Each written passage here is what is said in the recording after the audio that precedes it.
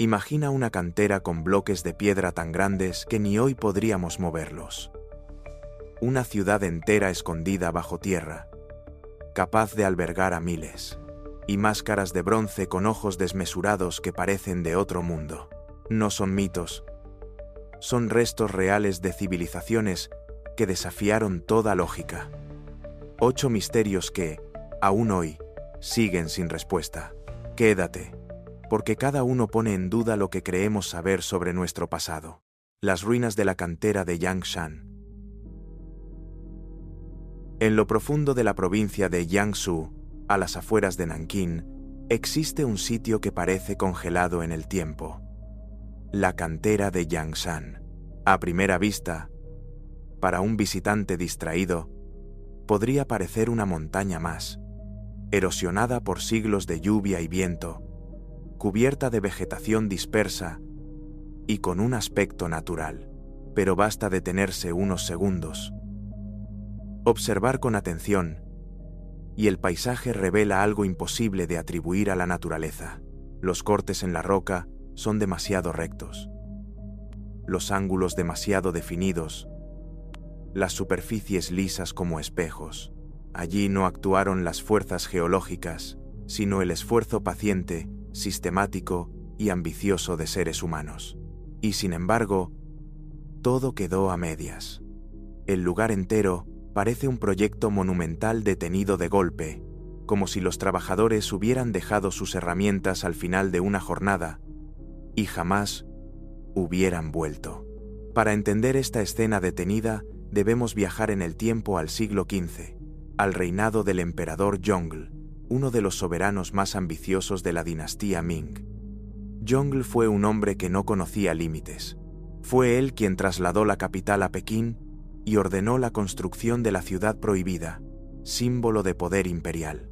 También impulsó expediciones navales masivas y reforzó grandes tramos de la Gran Muralla China, buscando que su reinado fuera recordado como una era de grandeza sin igual. Pero su ambición no terminaba ahí.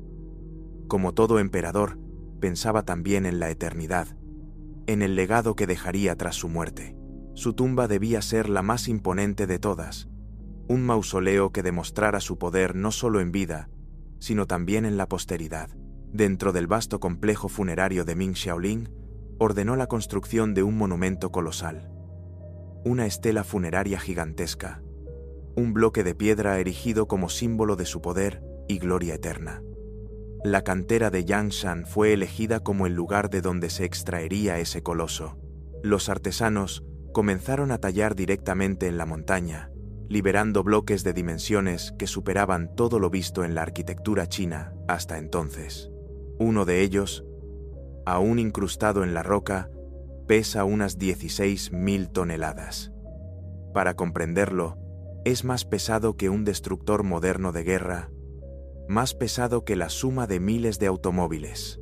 A su lado quedaron otros 2 bloques de varios miles de toneladas. El plan era transportarlos desde la cantera hasta el mausoleo, pero el reto era imposible. Incluso con la tecnología actual, mover un bloque de esas proporciones sería un desafío titánico. En aquel entonces, con cuerdas, palancas y rodillos de madera, la tarea estaba condenada al fracaso. Lo que vemos hoy en Yangshan es el resultado de ese exceso de ambición.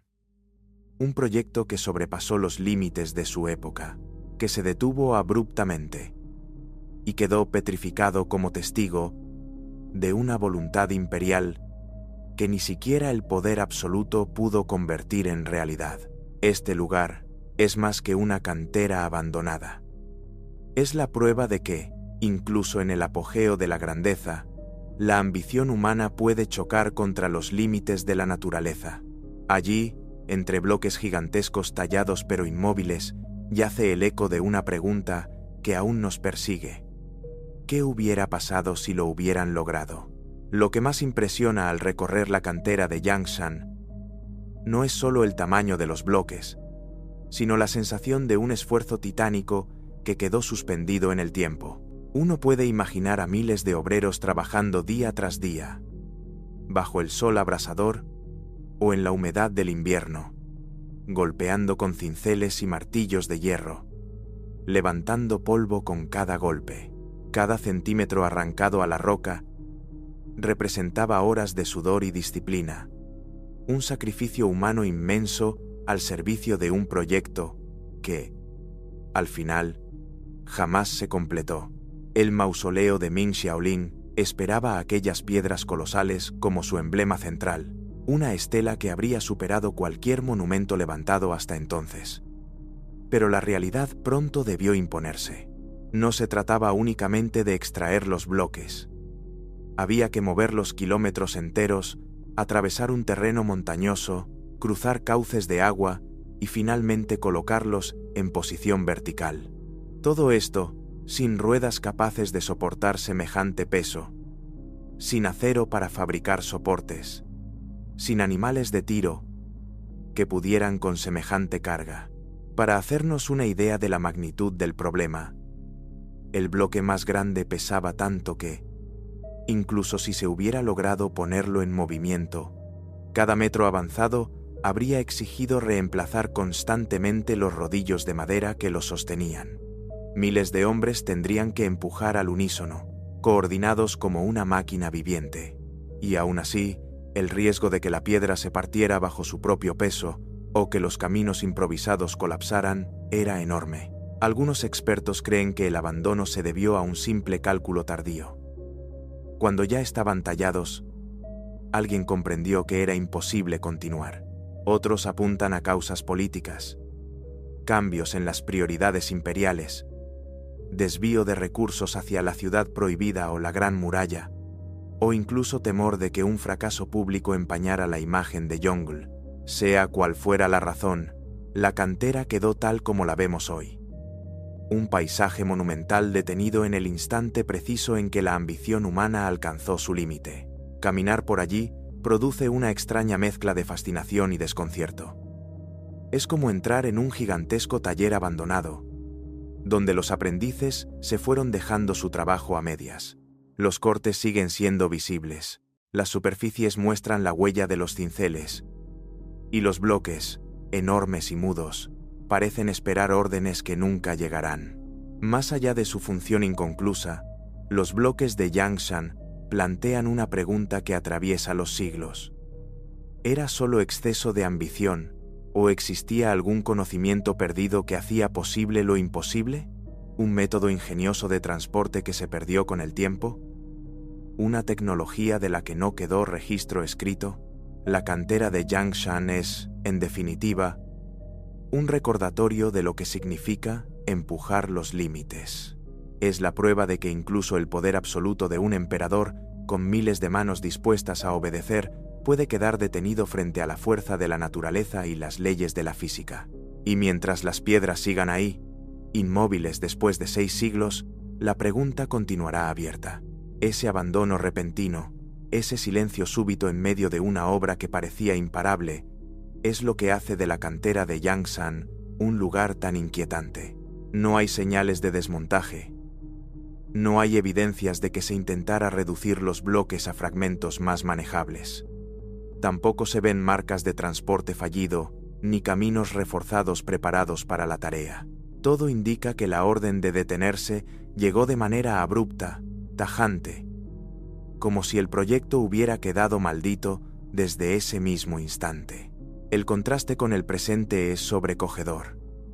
Donde alguna vez resonaron los martillos y cinceles, hoy solo se escuchan pájaros y el murmullo del viento entre las grietas. Las superficies que fueron cuidadosamente alisadas se han agrietado con el paso de 6 siglos de lluvia, calor y frío. Musgos y líquenes cubren poco a poco la geometría de la piedra, reclamando lo que el hombre no pudo conquistar. Raíces de árboles se han deslizado entre los cortes rectos, como si la naturaleza quisiera abrazar y deshacer lentamente la obra inconclusa. La sensación al recorrer el lugar es la de estar en un escenario detenido en medio de una representación grandiosa. Es como si alguien hubiera congelado el tiempo justo en el momento previo a la culminación. Los bloques, todavía unidos a la roca madre, parecen esperar la orden de liberarse. El visitante queda atrapado entre dos fuerzas. Por un lado, la ambición humana de un imperio que quiso desafiar los límites de lo posible, y por el otro, la paciencia eterna de la naturaleza, que con calma, sin prisa, va cubriendo y desfigurando lo que alguna vez fue geometría perfecta. Es este choque, esta coexistencia de lo inacabado con lo eterno, lo que convierte a Yangshan en un lugar único. No es una ruina que se derrumbó con el tiempo ni una obra terminada que resiste intacta. Es un monumento a medias, un intento que nunca se concretó, un recordatorio físico de que incluso el poder más absoluto se estrella contra las leyes inamovibles del mundo. Frente a esos bloques inmensos, el visitante no solo se siente pequeño, también siente el peso de una pregunta que sigue flotando en el aire. ¿Fue este el límite de lo posible? ¿O existe aún algún secreto olvidado que haría realidad lo que Yongle soñó? Ese silencio es quizá lo más inquietante de Yangshan. No hay inscripciones, no hay planos conservados, no hay relatos detallados que expliquen qué pensaban exactamente los ingenieros de la dinastía Ming. Todo lo que tenemos son bloques inmensos, tallados con una precisión asombrosa y abandonados como si fueran un borrador nunca terminado. Es un vacío histórico que invita tanto a la investigación seria como a la especulación. Algunos arqueólogos se preguntan si realmente la intención era trasladar los bloques en un solo cuerpo, o si existía algún plan ingenioso para dividirlos en secciones una vez completados. Sin embargo, las huellas visibles en la roca y la forma de los cortes parecen indicar lo contrario. Las piezas fueron concebidas para levantarse completas, como gigantes indivisibles que hubieran marcado la cima de la arquitectura funeraria imperial. Si esto es cierto, los constructores no solo estaban intentando algo monumental, sino algo casi inconcebible. Más de 6 siglos han pasado, y las piedras siguen allí, desafiantes. No se han movido un solo centímetro, como si estuvieran arraigadas a la tierra por voluntad propia. Son inmensas cicatrices en la montaña que hablan de un sueño demasiado grande para hacerse realidad. Y al mismo tiempo, son un espejo de nuestras propias limitaciones. Recordatorios de que la ambición, incluso la de un emperador con miles de manos a su servicio, puede chocar contra un muro invisible que la detiene en seco. La pregunta que flota es inevitable. Si mañana se decidiera completar la obra, ¿seríamos capaces de hacerlo? Con grúas de última generación, con plataformas hidráulicas, con carreteras reforzadas y software de ingeniería avanzada, ¿podría la humanidad moderna mover y erigir un bloque de 16.000 toneladas? Y si la respuesta es no, ¿qué dice eso de nuestra supuesta superioridad tecnológica frente a los antiguos? La cantera de Yangshan no es solo un sitio arqueológico, es un desafío abierto, una provocación que atraviesa los siglos. Allí, en su silencio inmenso, parece susurrar que hay preguntas que aún no sabemos responder, que el tiempo puede enterrar los secretos tanto como conserva las piedras, y que, a veces, los proyectos más grandiosos no sobreviven por lo que logran, sino por lo que dejan inconcluso.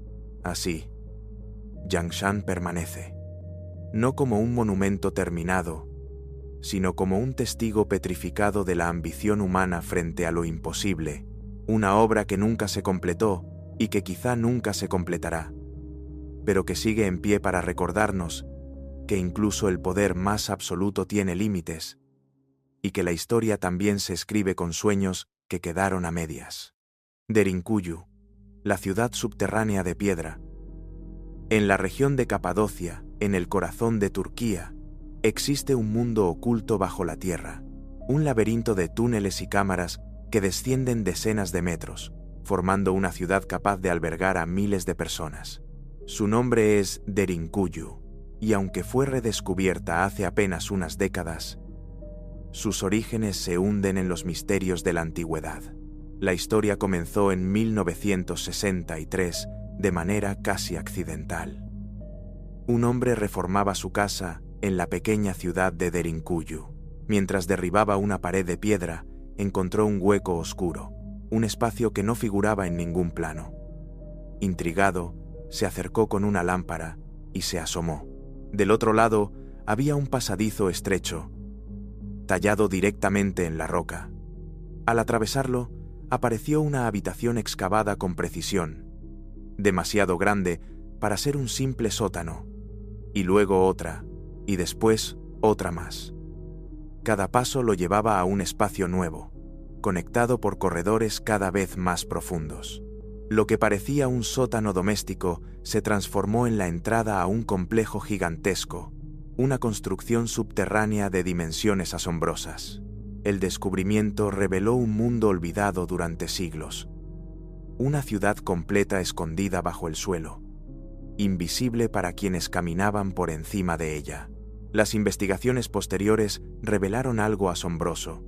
Aquella no era una cueva aislada, sino una ciudad completa. Un entramado de pasillos y escaleras que descendía hasta 60 metros de profundidad, con al menos 18 niveles documentados, aunque muchos permanecen aún sin explorarse del todo, ocultos bajo la roca. Los corredores se extienden en todas direcciones, serpenteando como un laberinto sin fin. Algunos son tan angostos que apenas permiten el paso de una persona a la vez, obligando a avanzar en fila, con la sensación de estar descendiendo hacia las entrañas mismas de la tierra. Otros, en cambio, se abren de pronto en amplias estancias que revelan la magnitud de la obra. Allí se hallaron cocinas con techos ennegrecidos por el humo de antiguas hogueras, graneros y bodegas excavados para almacenar provisiones, salas de reunión donde podían congregarse decenas de personas, e incluso espacios dedicados a la enseñanza y a la religión. Los niveles superiores alojaban establos para animales, mientras que más abajo se han identificado habitaciones familiares y hasta tumbas excavadas en la roca. Todo estaba pensado para sostener la vida de una comunidad entera bajo tierra. Los arqueólogos estiman que el complejo podía dar refugio a entre 15.000 y 20.000 personas, junto con su ganado y alimentos, permitiendo la supervivencia durante largos períodos sin necesidad de salir a la superficie. Era, en todos los sentidos, una ciudad subterránea autosuficiente, diseñada para resistir y proteger a su gente del mundo exterior. Lo que hace aún más sorprendente a Derinkuyu es su sofisticado sistema de ventilación. Más de 50 pozos verticales recorren el complejo como arterias invisibles, llevando aire fresco desde la superficie hasta los niveles más profundos. Gracias a ellos, la ciudad podía mantenerse habitable durante semanas o incluso meses sin necesidad de abrirse al exterior. El aire circulaba con tanta eficacia que aún hoy, al recorrer sus pasillos, se percibe la corriente fresca que atraviesa la roca. Algunos de esos pozos tenían una doble función. No solo ventilaban, también actuaban como fuentes de agua potable. Excavados con precisión, llegaban hasta acuíferos subterráneos que garantizaban el suministro para toda la población. De este modo, los habitantes podían resistir sin exponerse, protegidos en las profundidades, mientras el mundo en la superficie podía ser inseguro o hostil. El sistema de puertas refuerza la impresión de que Derinkuyu fue diseñada para la defensa. En distintos puntos estratégicos de los pasadizos se encuentran enormes bloques circulares de piedra, de hasta 1 metro de grosor, tallados con cuidado para encajar perfectamente en las entradas. Funcionaban como compuertas. Bastaba rodarlos desde dentro para sellar por completo un corredor. Una vez colocados, resultaban imposibles de mover desde el exterior, convirtiéndose en barreras inexpugnables. Era un mecanismo simple pero ingenioso, que aseguraba que la ciudad pudiera resistir incluso en caso de invasión. Los enemigos podían llegar hasta la entrada, pero nunca forzar el acceso a las profundidades. Allí abajo, miles de personas podían esperar protegidas, con aire, agua y alimentos suficientes para sobrevivir. Pero, ¿quién construyó esta ciudad y con qué propósito? Esa es la gran incógnita que sigue sin resolverse. Lo que se sabe es que el subsuelo de Capadocia ofrece una ventaja única. Está compuesto de toba volcánica, una roca blanda que puede excavarse con relativa facilidad, pero que, una vez tallada, se endurece y se mantiene estable durante siglos. Esta peculiaridad permitió a los habitantes de la región construir desde tiempos antiguos viviendas, almacenes y capillas excavadas en las laderas. Sin embargo, Derinkuyu va mucho más allá de un refugio doméstico. Su escala es descomunal. Miles de toneladas de roca fueron extraídas y transportadas, generando niveles interconectados que requieren planificación, conocimiento estructural y organización colectiva. No es el resultado de una improvisación, sino de un proyecto monumental pensado para sostener comunidades enteras en condiciones extremas. Sobre su origen, los investigadores no se ponen de acuerdo. Algunos sostienen que los primeros niveles pudieron haber sido excavados en la Edad del Hierro, quizás por los frigios, hacia el primer milenio antes de Cristo.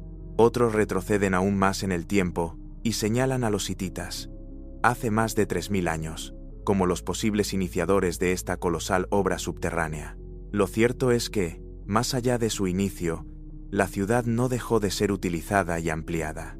Cada civilización que pasó por Capadocia dejó su huella, expandiendo túneles, profundizando cámaras, reforzando pasadizos. En la época bizantina, Derinkuyu adquirió un papel crucial. Se convirtió en un refugio para las comunidades cristianas perseguidas por Roma, y siglos más tarde, en escondite seguro frente a las invasiones árabes.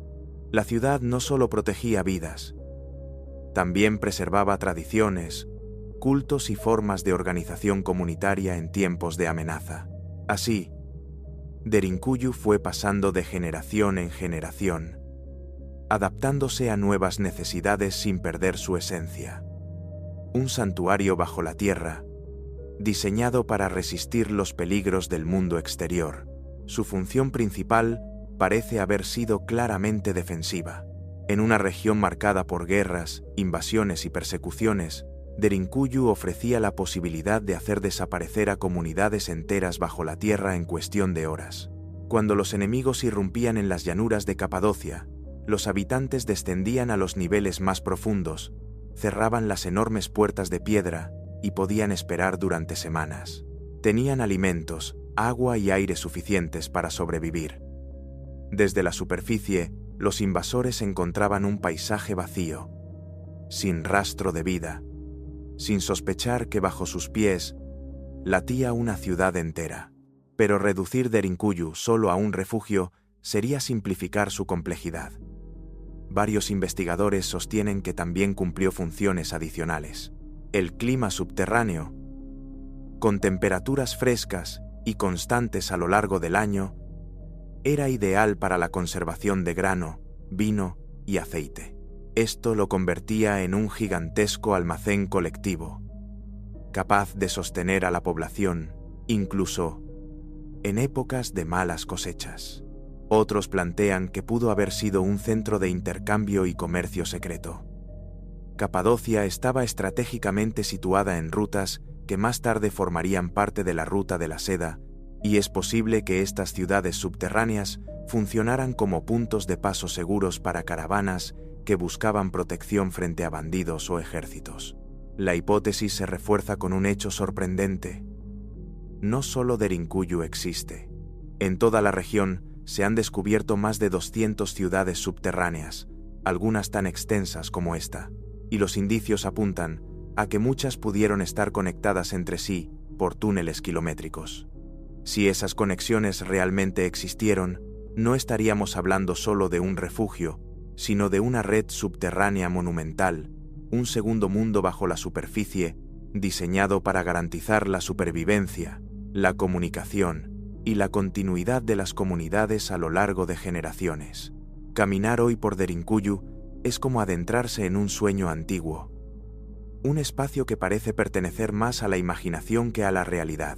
Cada pasillo estrecho obliga a moverse con cautela, y al abrirse en cámaras amplias, uno puede casi escuchar el murmullo de multitudes que alguna vez se reunieron allí.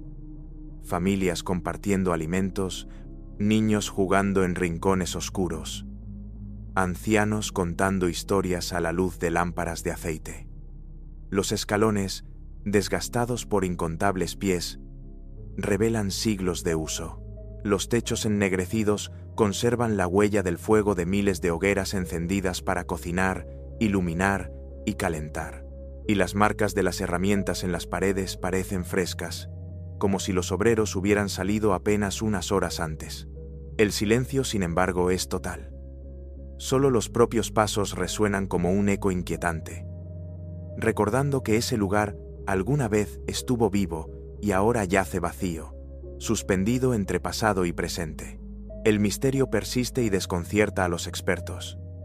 Se trata de un proyecto que comenzó modesto y fue creciendo a lo largo de generaciones, ampliado cada vez que una nueva amenaza obligaba a cavar más profundo, ¿o fue, desde el inicio, una empresa monumental concebida como una ciudad fortificada bajo tierra? Lo sorprendente es que, pese a su escala, no hay registros escritos que lo expliquen. Ningún cronista antiguo dejó una descripción detallada. Ningún documento ha llegado hasta nosotros que aclare su propósito. Las preguntas se multiplican. ¿Cómo pudieron excavar semejante volumen de roca sin provocar derrumbes masivos? ¿Cómo planearon la ubicación de los pozos de ventilación con tanta precisión, garantizando aire fresco incluso en los niveles más profundos? ¿Qué motivación poderosa llevó a generaciones enteras a preferir la penumbra y el encierro a la luz del sol y el aire libre?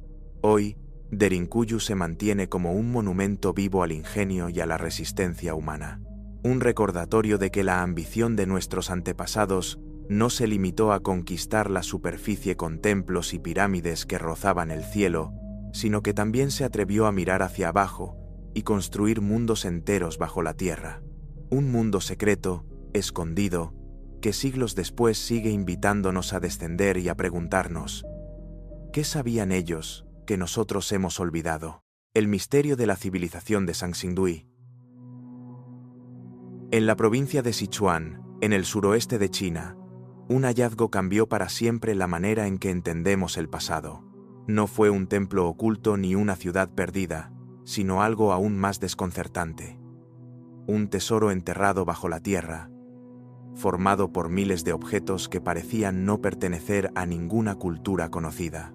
Objetos tan extraños, tan diferentes, que parecían sacados de un mundo paralelo. La historia comenzó en 1929, cuando un campesino cavaba una zanja en su campo. Su pala chocó contra algo duro, fragmentos de jade tallado que no parecían simples piedras. Sin comprender del todo lo que tenía entre manos, el hallazgo quedó registrado pero no despertó gran interés. Durante décadas, permaneció en el olvido, sin que nadie sospechara lo que realmente escondía aquel lugar. Hubo que esperar hasta los años 80 para que arqueólogos regresaran al sitio y retomaran las excavaciones de forma sistemática. Fue entonces cuando el secreto salió a la luz. Bajo la tierra aparecieron dos fosas gigantes, auténticas cámaras de ofrendas cuidadosamente selladas, repletas de miles de reliquias. Allí se encontraron piezas de jade, finamente trabajadas, objetos de oro de gran pureza, tallas de marfil y, sobre todo, enormes máscaras de bronce de aspecto inquietante, con rasgos exagerados que no se parecían a nada visto antes en la arqueología china. El descubrimiento reveló no solo la riqueza material de aquel pueblo, sino también una identidad cultural radicalmente distinta, que no encajaba con las dinastías conocidas. Era como si bajo los campos de Sichuan hubiera permanecido sepultada una civilización entera que había desaparecido sin dejar rastro, salvo por estas ofrendas extraordinarias. Las máscaras son quizás lo más inquietante de todo el hallazgo. Algunas alcanzan más de 1 metro de ancho, con ojos desproporcionados que sobresalen en forma de tubos, como si quisieran mirar más allá del mundo humano. Otras muestran narices afiladas, orejas desmesuradas y bocas geométricas, rasgos exagerados que transmiten una sensación extraña, casi sobrenatural, como si fueran representaciones de dioses, espíritus o criaturas de otro plano. Junto a ellas, surgieron estatuas humanas de tamaño real, figuras hieráticas que alguna vez sostuvieron objetos desaparecidos con el tiempo, animales fantásticos moldeados en bronce, láminas de oro finamente trabajadas, cuchillas de jade que seguramente tuvieron un valor ceremonial, y una de las piezas más extraordinarias jamás encontradas. Un árbol de bronce de casi 4 metros de altura, con ramas que se elevan en espirales imposibles, como si conectara el cielo y la tierra en un símbolo de poder cósmico. Los expertos pronto comprendieron que aquellos objetos no podían atribuirse a las dinastías conocidas de la época, como los Shang o los Zhou, que dominaban la China central. El estilo, los motivos y la iconografía eran radicalmente distintos.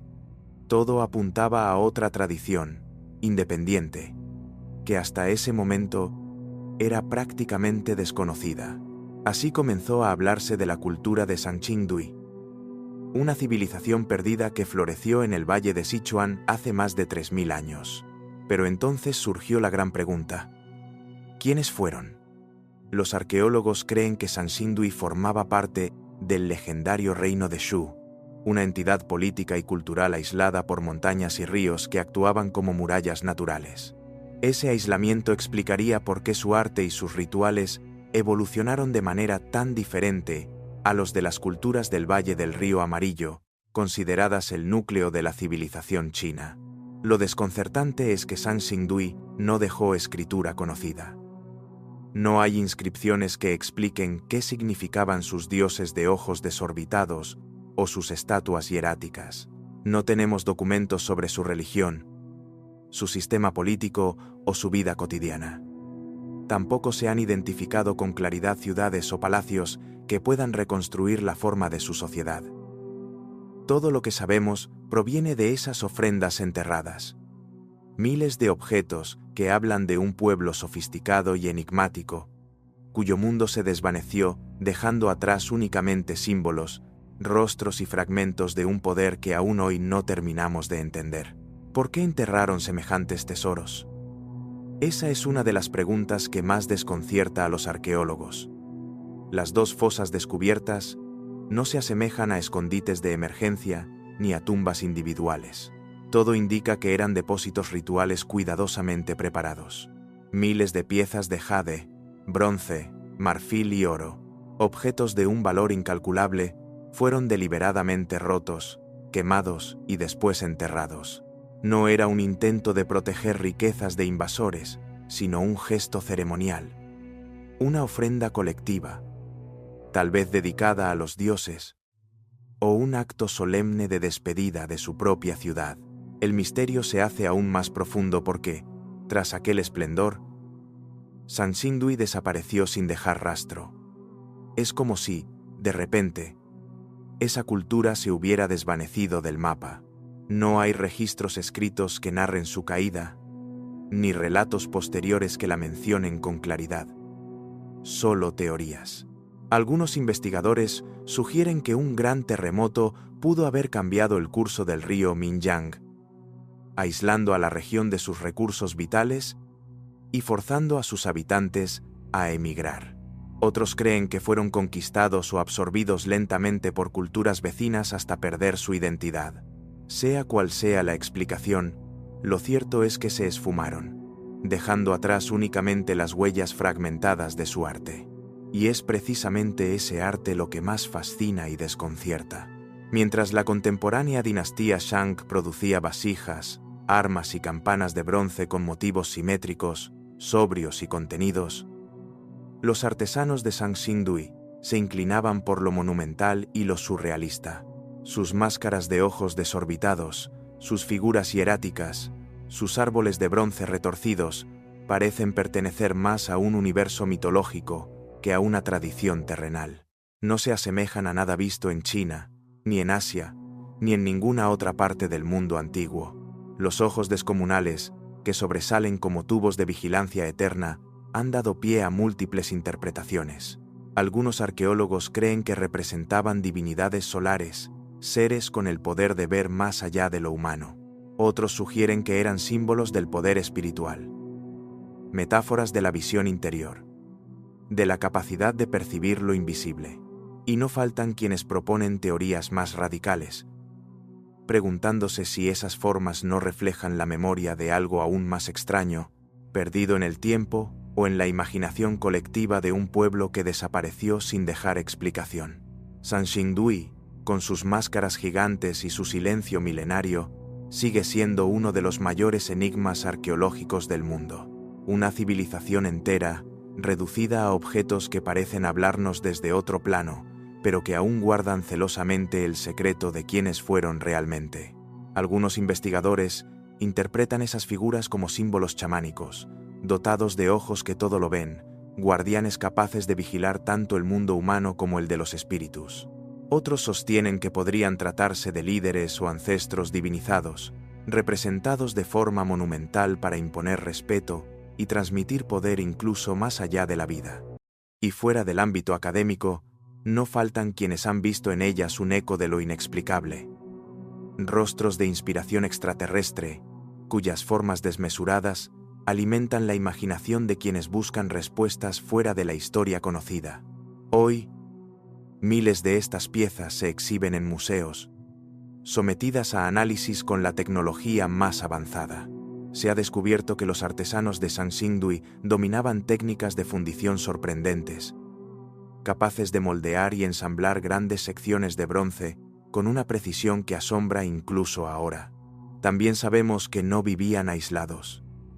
En las fosas aparecieron conchas marinas y materiales exóticos, prueba de contactos e intercambios con regiones lejanas. Sin embargo, los aspectos esenciales siguen en la penumbra. Ignoramos cómo pensaban, qué dioses veneraban, qué significados escondían sus símbolos, y sobre todo, qué los llevó a desaparecer de forma tan repentina tras alcanzar un nivel cultural tan alto.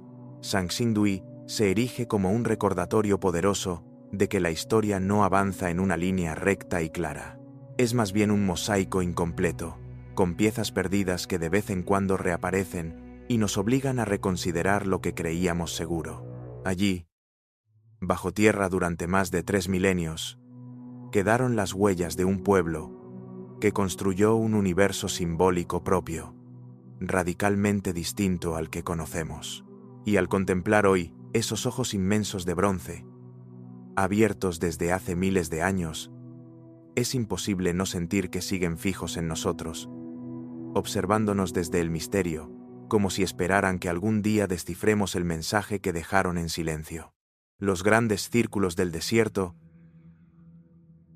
en las extensas llanuras áridas de Jordania y Siria, donde el horizonte se confunde con el polvo y las piedras, y el sol golpea sin piedad, existen huellas que solo se revelan desde el cielo. Son los llamados grandes círculos, estructuras tan enormes y precisas que, durante siglos, pasaron inadvertidas para quienes caminaban entre ellas.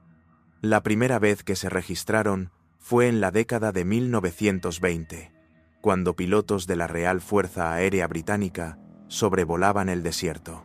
Desde arriba, lo que en el suelo parecían simples montículos dispersos se transformaba en círculos perfectos, trazados con piedras, cada uno de cientos de metros de diámetro. Era como si alguien, en un tiempo remoto, hubiera tomado el paisaje árido como lienzo y dibujado figuras geométricas gigantes sobre la tierra. Cada círculo mide en promedio 400 metros de diámetro, el equivalente a más de 4 campos de fútbol alineados de extremo a extremo. Sus muros de piedra, hoy desgastados por siglos de viento y arena, apenas alcanzan 1 metro de altura. No son murallas, porque son demasiado bajos para ofrecer defensa. No son corrales, porque carecen de accesos o estructuras internas que indiquen un uso práctico. Tampoco presentan caminos asociados ni restos de asentamientos cercanos que expliquen su función. Y, sin embargo, La precisión con la que fueron construidos demuestra que no son un accidente del terreno ni una acumulación casual de rocas. Son el resultado de un trabajo deliberado, organizado, llevado a cabo con un propósito que aún desconocemos.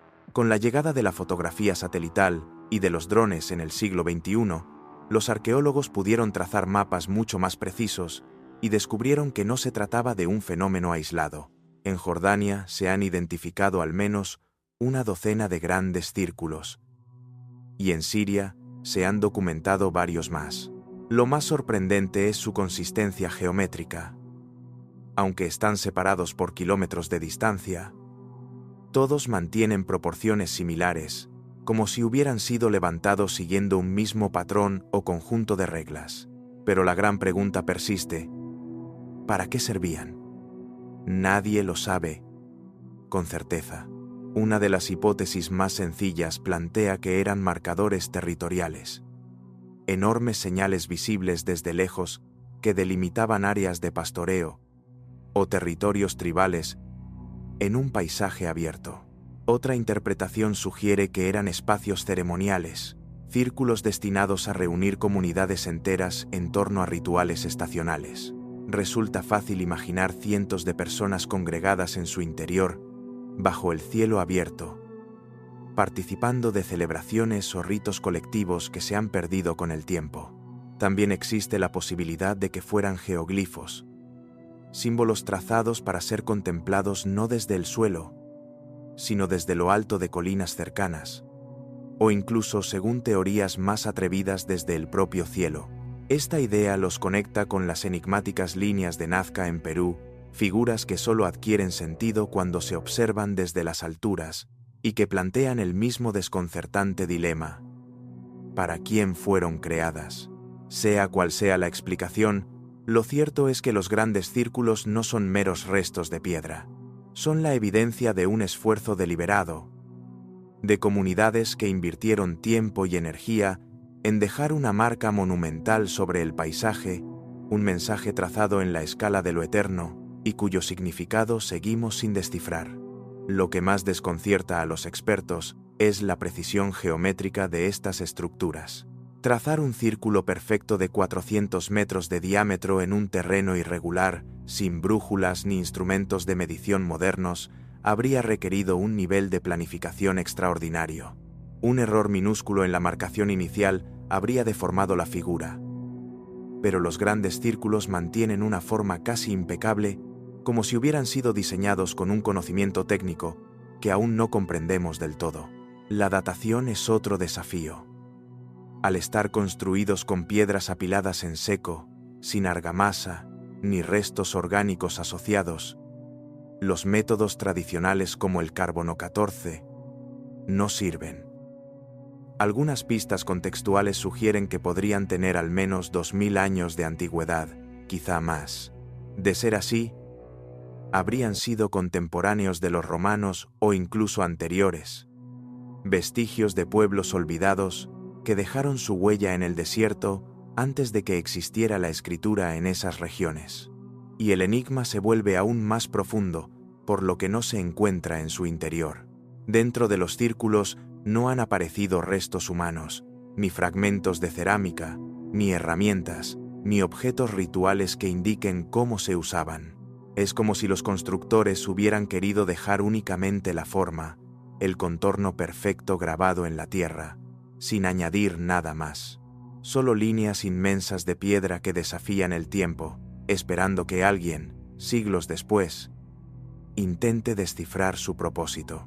Al contemplarlos desde el aire, uno no puede evitar la impresión de que son señales deliberadas, mensajes escritos en piedra que cruzaron los siglos sin que nadie pueda ya leerlos. Quizá fueron simples símbolos de unidad, marcas visibles que daban identidad a las tribus del desierto. Tal vez fueron escenarios rituales, espacios abiertos donde lo humano y lo divino se encontraban en ceremonias que hoy resultan inimaginables. O tal vez fueron algo distinto, algo para lo que ya no tenemos palabras, porque los códigos culturales que les daban sentido se perdieron para siempre con quienes los levantaron. Hoy, los grandes círculos permanecen en silencio, bajo el sol inclemente y el viento que los desgasta lentamente. Para quien camina a pie entre las piedras, se confunden con el terreno árido, invisibles en su enormidad. Pero desde lo alto, desde un avión, un dron o una imagen satelital, se revelan con toda su perfección desafiante. Círculos monumentales trazados en medio del vacío, recordatorios de que incluso en los lugares más inhóspitos, la humanidad dejó huellas profundas, cargadas de intención y misterio. Son testigos de un propósito que aún no comprendemos, y de una precisión geométrica que sigue asombrando, como si en el corazón del desierto alguien hubiera querido dejar un mensaje no para su tiempo, sino para el futuro. Un mensaje que, miles de años después, seguimos intentando descifrar. El cairn submarino del Mar de Galilea,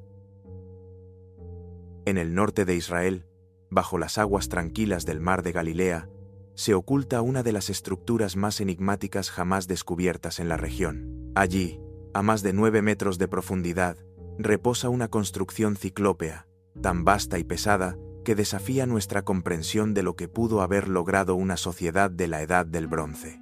El hallazgo se produjo en 2003, cuando un equipo de investigadores realizaba un estudio con sonar del fondo del lago.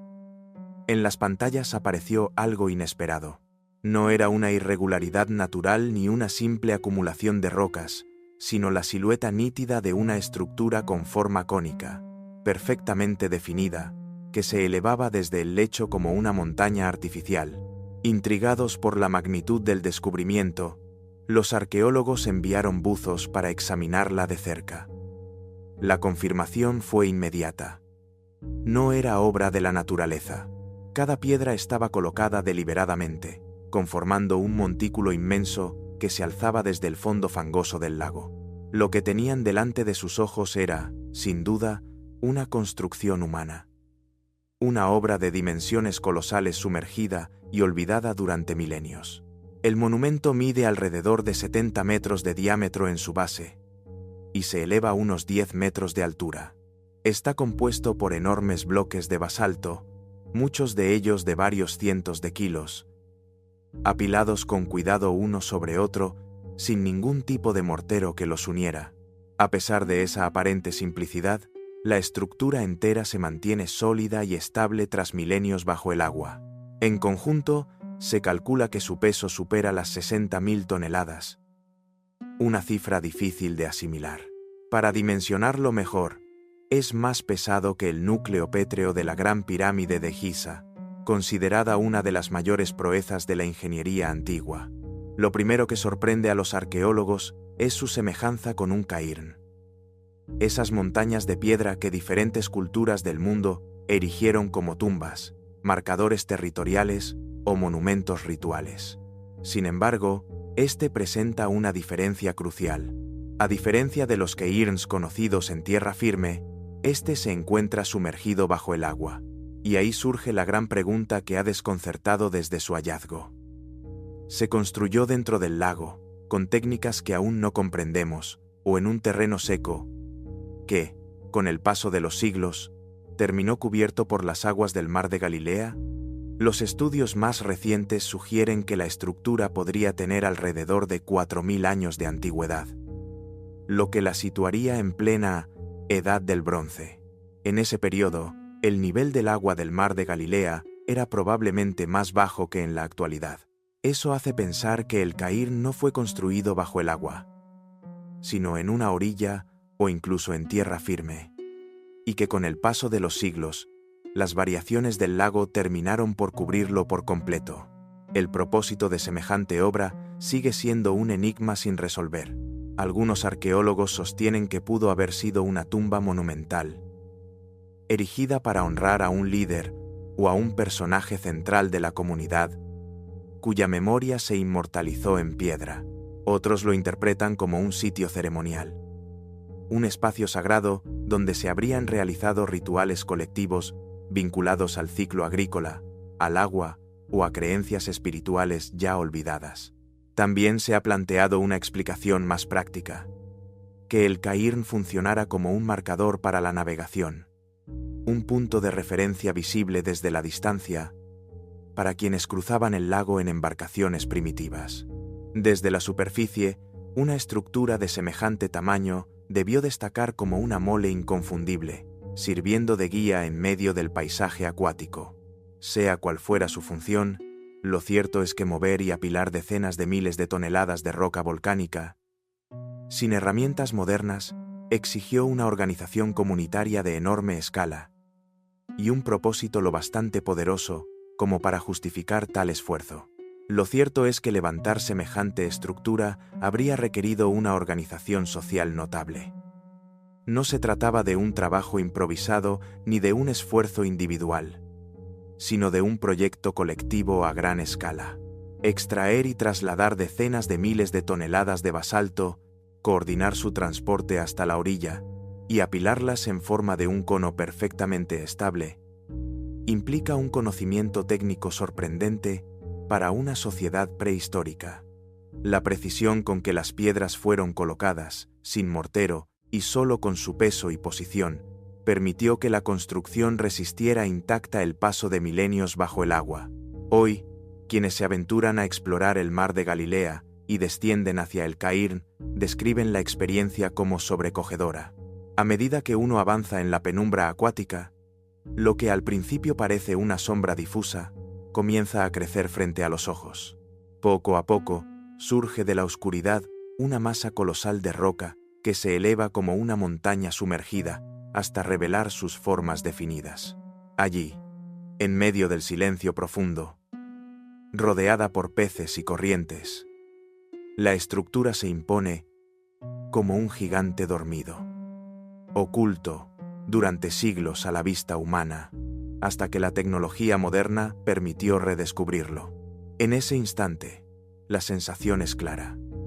Se está frente a un legado olvidado, una obra que desafía nuestro entendimiento sobre lo que sociedades antiguas fueron capaces de concebir y materializar. El cairn del mar de Galilea nos recuerda que todavía hay capítulos ocultos en la historia humana, páginas que permanecen enterradas o, en este caso, sumergidas a la espera de ser descifradas.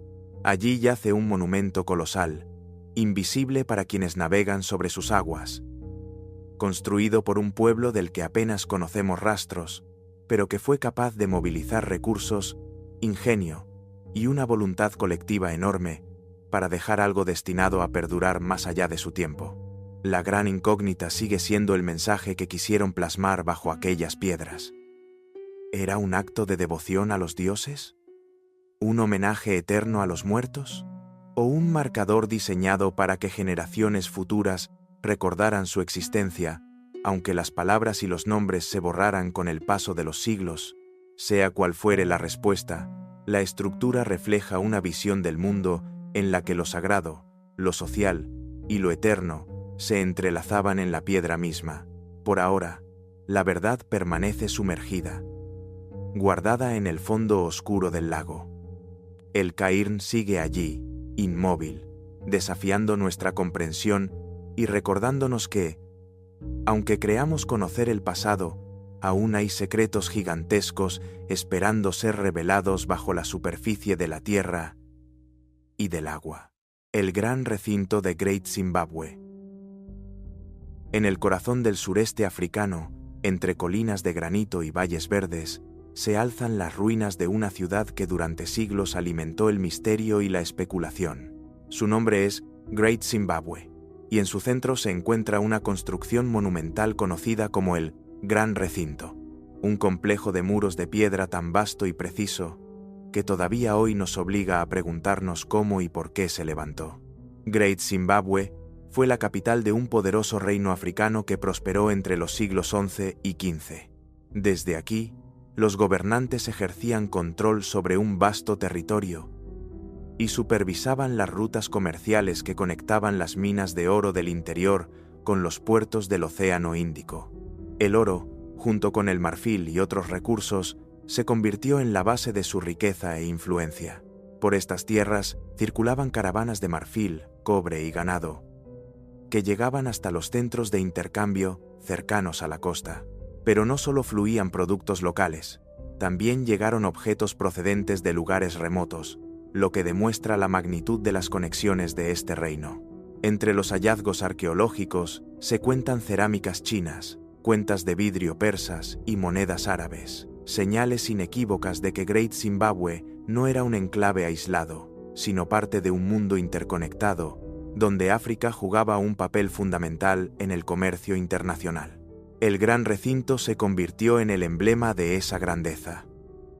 Sus muros de piedra, levantados sin argamasa, muestran una maestría arquitectónica sorprendente. La precisión con la que fueron encajados los bloques y la escala de las construcciones revelan el trabajo de generaciones enteras de artesanos y obreros. Aún hoy, caminar entre sus muros produce una sensación de asombro. El testimonio silencioso de una ciudad que fue centro de poder, riqueza y cultura en el corazón de África. Lo más imponente del sitio es, sin duda, el gran recinto, una enorme elipse de muros de piedra levantados sin mortero que rodea un área de más de 250 metros de circunferencia. En algunas secciones, los muros alcanzan hasta 11 metros de altura y cerca de 5 metros de grosor en la base, dimensiones que transmiten de inmediato una sensación de poder y permanencia. Cada bloque de granito utilizado en la construcción fue cuidadosamente tallado y encajado, siguiendo un patrón tan preciso que, a pesar del paso de los siglos, las paredes continúan erguidas con una estabilidad sorprendente. No hay argamasa que las una, solo la pericia de los constructores, que lograron ensamblar piedra sobre piedra con un ajuste perfecto. En el interior del recinto se alza la enigmática torre cónica, una estructura maciza de casi 9 metros de altura, sin puertas, ventanas ni cámaras internas. Su función exacta se desconoce, lo que la convierte en uno de los mayores misterios del lugar. Para algunos investigadores, pudo haber sido un símbolo de poder real, un recordatorio de la autoridad del gobernante. Otros la ven como la representación de un granero, un emblema de fertilidad y abundancia que habría reforzado la legitimidad del soberano como proveedor de su pueblo. También existe la hipótesis de que fue un monumento ceremonial, un elemento central en rituales colectivos de carácter político o religioso.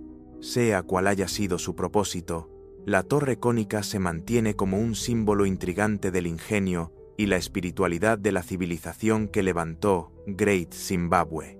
La disposición de los muros del gran recinto no parece en absoluto producto del azar.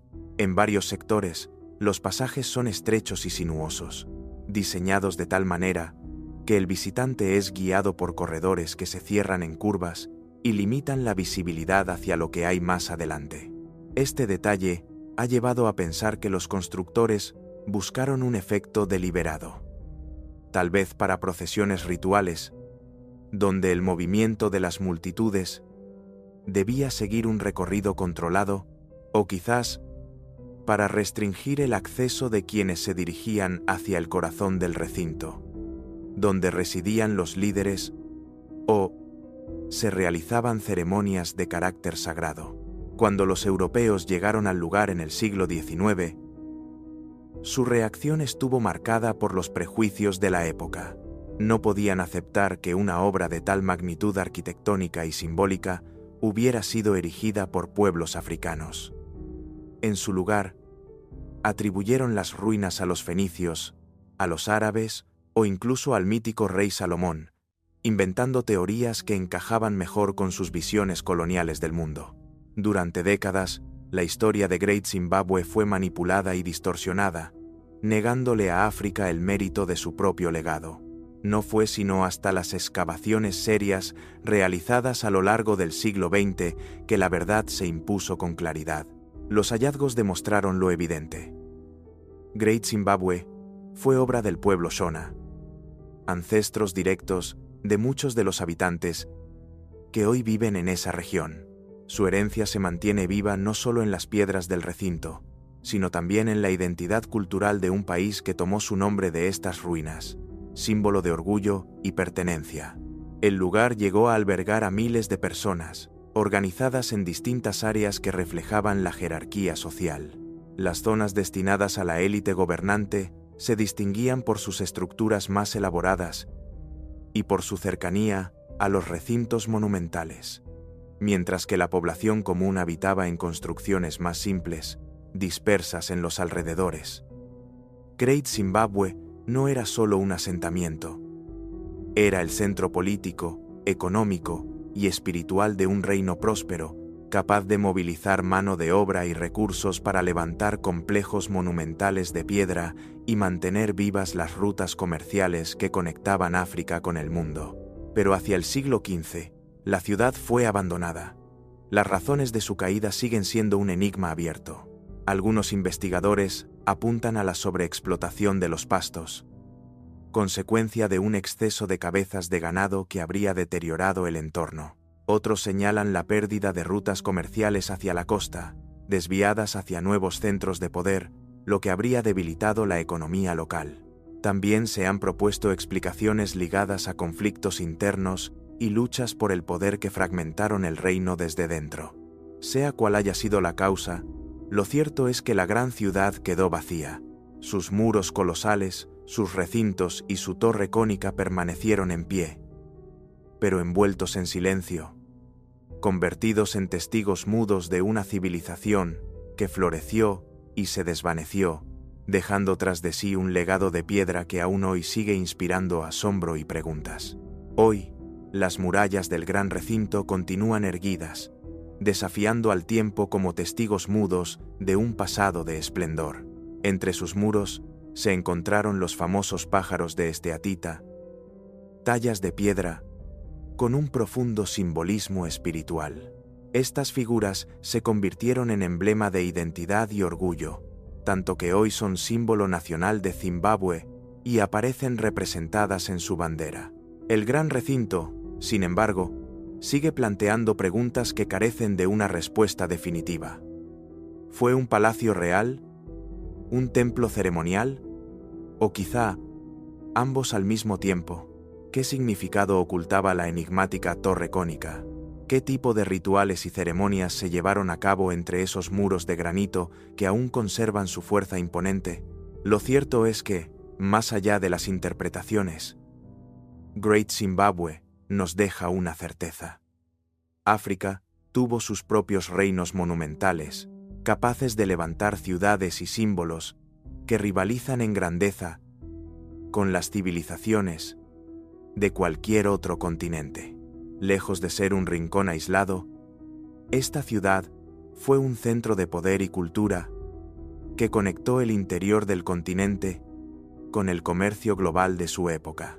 Las piedras de Great Zimbabwe siguen erguidas tras siglos de abandono, resistiendo a la intemperie, al tiempo y a la desmemoria. Permanecen como un eco de la fuerza de un pueblo que alguna vez dominó vastos territorios, y como un recordatorio de que la historia humana está tejida de centros de civilización que florecieron, brillaron intensamente y luego se desvanecieron, dejando tras de sí enigmas que aún hoy continúan maravillándonos. En las áridas llanuras del sur de Mesopotamia, donde hace más de 6000 años surgieron las primeras aldeas que darían origen a las ciudades sumerias, los arqueólogos encontraron algo que no encajaba. No eran templos, ni tablillas de arcilla, ni herramientas agrícolas. Eran pequeñas figuras de barro con formas humanas, pero rostros de reptil. Las primeras salieron a la luz en 1919, durante excavaciones en sitios como Eridu, Ur y Tel al-Ubaid. Allí, entre restos de viviendas y objetos cotidianos, comenzaron a aparecer estas figuras desconcertantes. Estaban hechas de arcilla cocida, con un acabado sencillo pero inconfundible. A primera vista, sus cuerpos resultan familiares. Tienen brazos, piernas y torsos claramente humanos. Algunas incluso muestran posturas que revelan intención en su diseño, figuras de pie, sentadas o con gestos que sugieren movimiento. Pero los rostros son otra historia. Las cabezas son alargadas, con hocicos puntiagudos y grandes ojos almendrados que dominan la cara. No parecen simples máscaras ni errores estilísticos. Los rasgos son demasiado consistentes, repetidos una y otra vez en distintos ejemplares. En algunas piezas se distinguen lo que parecen ropajes o adornos, líneas grabadas que simulan collares, cinturones o vestimentas. En otras, sorprendentemente, aparecen escenas de maternidad, figuras reptilianas que sostienen en brazos a crías con el mismo aspecto, como si lo reptil no fuera un añadido, sino parte integral de su identidad. La combinación es desconcertante. Cuerpos humanos reconocibles y detallados, acompañados de cabezas que evocan criaturas ajenas a nuestra especie, figuras pequeñas, pero cargadas de un simbolismo que aún hoy resulta difícil de descifrar. La datación sitúa estas piezas en el período Ubaid, entre el 5000 y el 4000 a.C., miles de años antes de la invención de la escritura y mucho antes de la consolidación de los primeros reinos mesopotámicos. La cultura Ubaid fue una de las precursoras de la gran civilización sumeria. Comunidades de agricultores que levantaron templos primitivos, domesticaron animales y desarrollaron una cerámica característica decorada con motivos geométricos pintados que aún hoy sirven para identificarla. Sin embargo, dentro de ese marco cultural bastante homogéneo, estas figurillas parecen una anomalía radical. Ninguna otra manifestación artística conocida de aquella época guarda semejanza con ellas. Mientras los objetos Ubaid suelen ser funcionales o geométricos, estas pequeñas esculturas muestran un realismo inquietante en los cuerpos humanos, contrastado con la intencionalidad clara de los rasgos reptilianos en los rostros.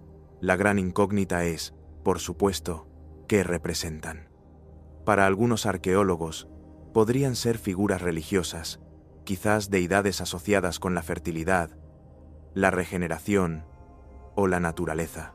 En muchas culturas, los reptiles fueron vistos como símbolos de renovación, resistencia o incluso inmortalidad, y no sería extraño que hubieran tenido un papel similar en las creencias Ubaid. Otros especialistas piensan que se trata de chamanes o sacerdotes enmascarados, retratados en medio de rituales o ceremonias. Bajo esa interpretación, las cabezas de reptil no serían literales, sino una representación simbólica de un estado espiritual o de una transformación ritual. Lo que parece claro es que su estilo no fue fruto de un capricho aislado. Los mismos rasgos reptilianos se repiten en decenas de piezas halladas en distintos yacimientos, lo que demuestra que existía una idea común y compartida detrás de ellas. Sea mito, religión o ritual, las figuras de Ubaid responden a una visión del mundo que hoy apenas podemos vislumbrar a través de sus enigmáticas formas de arcilla. La ubicación en la que fueron halladas estas figurillas añade otra capa de misterio. Muchas aparecieron en contextos domésticos, enterradas en viviendas o cerca de espacios cotidianos, y no únicamente en templos o lugares de culto comunitario. Esto sugiere que pudieron haber tenido un papel en la vida privada, tal vez como amuletos de protección, símbolos familiares o figuras empleadas en rituales íntimos dentro del hogar. Sin embargo, su aspecto inquietante y la enorme diferencia respecto a otras representaciones humanas del período hacen que su función siga siendo un enigma sin resolver. Más allá de la interpretación estrictamente arqueológica, estas piezas han servido de combustible para lecturas mucho más especulativas. Algunos teóricos de lo oculto, e incluso defensores de la hipótesis del antiguo astronauta, han sugerido que podrían ser representaciones de seres no humanos, visitantes de otro mundo, o la memoria materializada de una supuesta raza reptiliana que habría quedado grabada en la mitología de los pueblos primitivos. Aunque estas ideas carecen de respaldo científico, reflejan con claridad el impacto visual de las figuras. Al observar sus cabezas alargadas, sus ojos inmensos y sus hocicos puntiagudos, resulta difícil no sentir que transmiten algo más que un simple símbolo decorativo.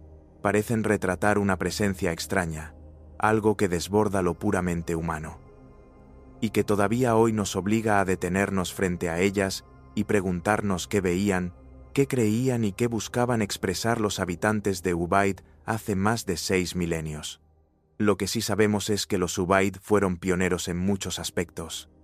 Sentaron las bases del urbanismo, inventariaron prácticas agrícolas eficientes y construyeron las primeras formas de organización comunitaria que luego evolucionarían en la civilización sumeria. En ese marco pragmático y técnico, las figurillas reptilianas destacan por su contraste. Son objetos íntimos, pequeños, trabajados con cuidado, pero cuyo lenguaje visual no encaja con la funcionalidad cotidiana de la cerámica o las herramientas. Esa disonancia es precisamente lo que las hace más inquietantes y fascinantes. ¿Eran vestigios de un mito tan antiguo que se volvió inescrutable con el tiempo? ¿Un relato que los ancestros repetían en voz baja junto al fuego, de generación en generación, hasta que solo quedó su representación en arcilla? ¿O, por el contrario, fueron manifestaciones locales, expresiones culturales singulares que no tuvieron continuidad y, por eso, hoy nos resultan incomprensibles? Ninguna de estas preguntas tiene aún una respuesta certera, y eso las transforma en puertas abiertas a la imaginación científica. En los museos, esas piezas cambian de escala. De objetos domésticos que caben en la palma de la mano, pasan a convertirse en ventanas hacia lo remoto. Frente a ellas, el público experimenta un doble efecto. La cercanía material, se percibe la textura de la arcilla, las huellas de los dedos del artesano y, al mismo tiempo, la distancia temporal y conceptual. ¿Qué significó exactamente ese rostro reptiliano para quien lo modeló?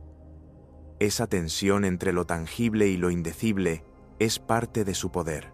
Las figurillas nos obligan a recordar que la imaginación humana siempre fue más rica y diversa de lo que nuestros esquemas actuales suponen. En sociedades que todavía no conocían la escritura, el mito, la identidad y la memoria se transmitían por objetos, gestos y ceremonias. Pequeñas piezas de barro podían contener relatos completos, cosmovisiones comprimidas. Por eso es posible que, en esa arcilla endurecida, se guarde más que una imagen. Se conserva una forma de pensar sobre el mundo. Mirarlas hoy es también enfrentarse a la humildad del conocimiento histórico. Tenemos técnicas sofisticadas, dataciones y contextos. Pero frente a ciertos símbolos, los ojos almendrados, el hocico alargado, la repetición de un motivo, nuestras interpretaciones siempre serán parciales.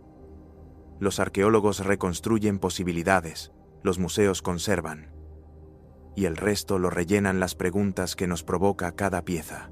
Tal vez fueron símbolos religiosos. Tal vez mitos plasmados en barro para que no se olvidaran. Tal vez algo intermedio que combinaba culto, identidad familiar y cosmología. Lo único cierto es que, más de 6.000 años después, las figurillas reptilianas Ubaid siguen interpelándonos. Nos miran con esos ojos inmóviles y clausuran, al mismo tiempo, una historia que aún nos falta por aprender. Los dólmenes megalíticos, en colinas, valles y costas de todo el mundo, desde Irlanda hasta Corea, se alzan estructuras silenciosas que llevan miles de años desafiando al tiempo. Son los dólmenes, monumentos megalíticos formados por grandes piedras, dispuestas de manera simple y monumental. 2 o más losas verticales, sosteniendo una inmensa losa horizontal a modo de techo. A primera vista parecen mesas de piedra gigantes, pesadas y eternas, esparcidas por paisajes tan lejanos entre sí que cuesta creer que respondan a una misma lógica cultural. Sin embargo, ahí están, repitiéndose como un eco de una idea que se extendió más allá de continentes y mares. La mayoría de estos monumentos datan del Neolítico y la Edad del Bronce, entre 5 y 7.000 años atrás, cuando las primeras comunidades agrícolas se consolidaban. y los seres humanos empezaban a transformar el paisaje de manera duradera. Se cree que originalmente los dólmenes estaban cubiertos por tierra o por acumulaciones de piedras más pequeñas, conformando grandes túmulos funerarios que se alzaban sobre el terreno como colinas artificiales. Con el paso de los siglos, esos recubrimientos se fueron erosionando, arrastrados por el viento, la lluvia y el tiempo. Lo que hoy vemos es el esqueleto, la esencia desnuda de esas construcciones, el marco pétreo que alguna vez sostuvo la tumba o el santuario. Y aún así, incluso sin sus recubrimientos, los dólmenes conservan un aura enigmática, como si fueran puertas abiertas hacia otro mundo, umbrales entre la vida y la muerte. Las dimensiones de estas estructuras varían enormemente. Algunos son relativamente modestos, con capstones la piedra superior que pesan apenas unas pocas toneladas, pero otros son auténticos colosos pétreos que siguen asombrando a ingenieros y arqueólogos modernos. El dolmen de Brownshill, en Irlanda, por ejemplo, posee una losa superior que supera las 100 toneladas, lo que lo convierte en una de las más pesadas jamás colocadas por seres humanos en tiempos prehistóricos. En Corea del Sur, donde se concentran decenas de miles de dólmenes, algunos capstones alcanzan más de 7 metros de longitud, creando cámaras imponentes que habrían requerido un esfuerzo colectivo gigantesco para erigirse. La gran pregunta es inevitable: ¿cómo lograron mover y colocar esas piedras titánicas sin disponer de la rueda, sin poleas metálicas, sin animales de carga en muchos casos? La teoría más aceptada plantea un proceso ingenioso y arduo. Los constructores habrían utilizado rodillos de madera para trasladar los bloques desde su origen hasta el lugar de construcción, probablemente a corta distancia de la cantera. Después, mediante rampas de tierra apisonada y el trabajo coordinado de decenas o incluso cientos de personas, elevaban las piedras a la altura necesaria. Una vez erigidos los pilares verticales, se extendía una rampa hasta su nivel superior y se deslizaba el capstone hasta colocarlo en su posición final. Finalmente, la tierra era retirada, dejando expuesta la estructura definitiva.